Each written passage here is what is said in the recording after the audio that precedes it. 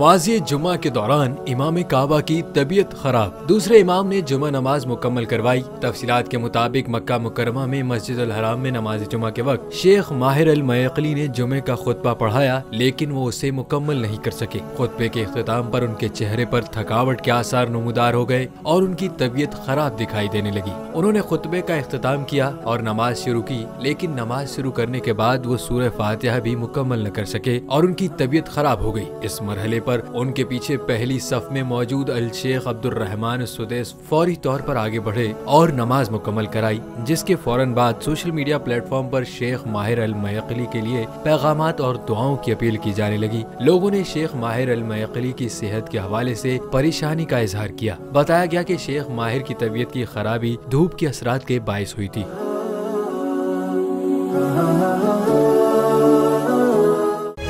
तारीख का अमीर,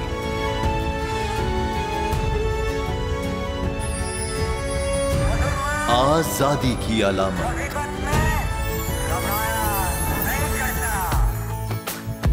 हुस्न का आईनादार,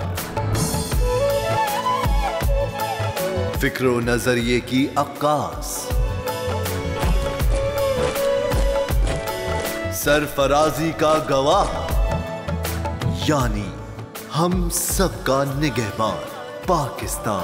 जिंदाबाद पाकिस्तान, पाकिस्तान।